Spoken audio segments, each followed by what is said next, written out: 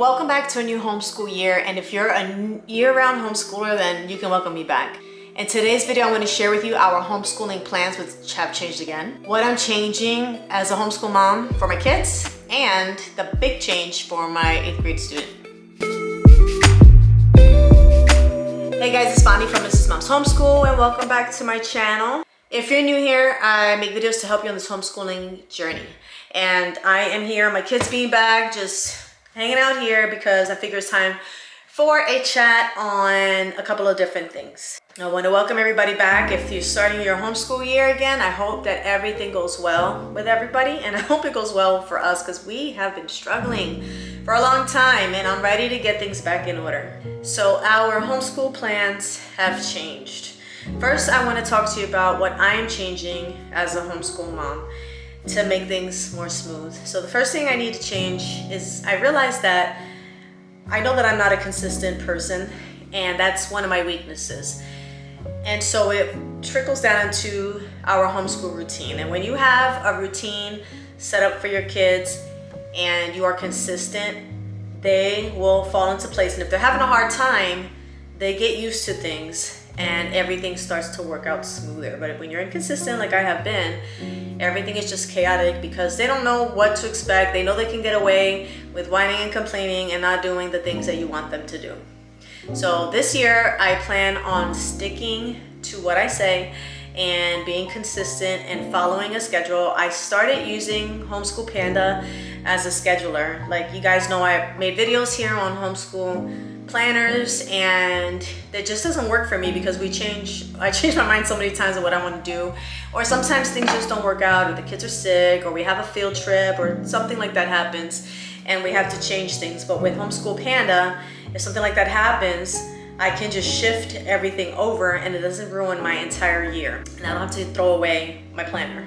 That's going to help me to be more on top of what I need to be doing and what the kids need to be doing. Last homeschool year, I wasn't too much a part of my second homeschool co-op, which does field trips.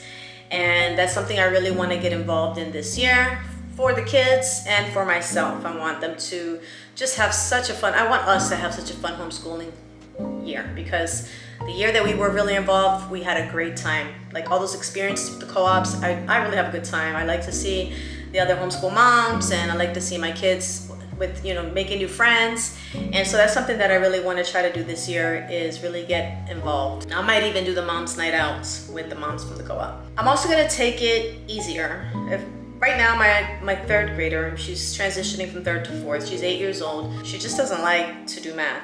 We are still going to use the same math curriculum, but I am going to teach it in a condensed version. And instead of doing the problems on worksheets, I'm going to have it hands-on. For example, on the next lesson, she's going to be learning about perimeter. So instead of doing the worksheets and measuring perimeter, I'm going to have her take a tape measure and go around the house and measure the perimeter of a few different objects.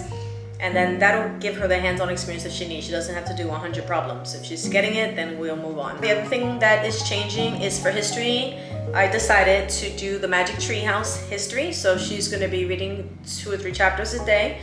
And we're going to be diving into history through the topic. So we do have our old Passport to Adventures curriculum, which I'll link in the description below. And we're gonna also be buying games off of Amazon that correlate to whatever the theme is that we're gonna be learning about. As far as science, we're still doing the Good and the Beautiful science units and language arts and math like that. I just really wanna make this homeschool year really fun for her. Now for my son, my goal for him is different. It's not about fun anymore because he's almost in high school. It's about him being consistent in his schoolwork, taking it seriously, about him learning how to study, how to take tests, how to note take, and how to do the things that he would do when he gets to college. He does want to go to college. I don't want him to be thrown into a setting that he's like, what in the world do I do here? And then end up like dropping out. So I'm gonna share with you my big plans. I made the video 8th grade homeschool curriculum choices, which I'll link in the description, which have great choices in case you want to go that route. I had everything there that he was going to do. And then I had been praying a lot about things, and it's just been weighing on me that I feel like I'm not preparing him enough to have the future that I want for him and that he wants. And I do want him to have a career in college, have a degree. Even if he ends up not using it, I just want him to gain the experience of a higher education. So I have a senior in high school, and she was homeschooled up to about 8th grade. And what she said was the hardest transition for her from homeschool to school was the fact that she had to turn in assignments. So she had trouble with time management. She had trouble just keeping up with the tasks. She didn't know how to study. She didn't know how to take tests, because that situation was kind of just thrust upon us. Like all of a sudden she wanted to go to school, and it was like really important. And I hadn't prepared her all the years before. This time around, my other two don't have the option to go to school. They're not interested in it. We're doing our stuff here. But my son is going to be enrolled in Enlightium Academy, which is an online private Christian homeschool. So he will get the experience of having like a portal where he does assignments, and he has due dates, and he has projects. Projects are fun, and I don't have to think of any of them. He'll be independent. He'll have tests. He'll learn how to study and take notes and not to procrastinate. He'll be learning all the skills that he needs to learn to have a successful high school experience, to then go to college if he wants to dual enroll and things like that. So I learned my lesson the first time around, and so I want to prepare the other two the right way. And you know, your first kid is always your test kid, and then you learn and you make mistakes and you hope to do better going forward. So he's actually really excited about this. I don't think he knows what he's getting into, but it's going to be a lot more work. But the good thing is he's going to learn a lot of skills that he's going to need. It's going to help him to mature and just do things on his own. And then actually, I've never had just one homeschooler where I just focus on. So my little one actually gets to have all of me.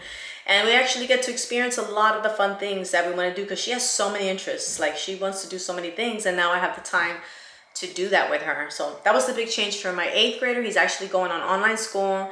Right now he's finishing up his Good and the Beautiful math, because he has to take a placement assessment. I'm hoping that he gets into pre-algebra, even though we had our lapse in curriculum when we switched from Beast Academy over to the Good and the Beautiful. We had to like redo it. So, you know, we're praying about that, see what happens. I'm having him study now. We're going through the things, but yeah, so it should be an exciting homeschool year, and I'm going to take you guys along with me on field trips, so that if you live in Florida, you can see some of the cool field trips that we have.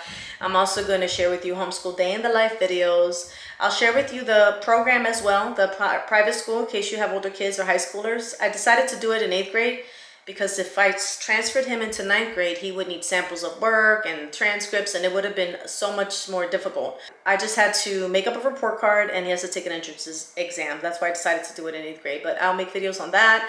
I'll make videos on what we're doing for my 4th grader, and you know, all the things. So lots of different advice and stuff like that. My Band-Aid, I have to put a new Band-Aid. I said in my last video, I cut a piece of my finger off peeling a potato with a really good potato peeler, and now I have a permanent Band-Aid for a couple of weeks or a month, or who knows. All right, anyway, sorry about the squirrel. Yeah, so that is the plan for this upcoming homeschool year. So I'm excited to try to be more consistent making videos for you guys. I have tons of playlists. If you're new to homeschooling, check out my new to homeschooling playlist. If you're a homeschool veteran, check out my homeschooling for veterans playlist. I don't know what it's called, but I have one there for you guys too. So I just want to thank you guys for watching, and I'll see you in the next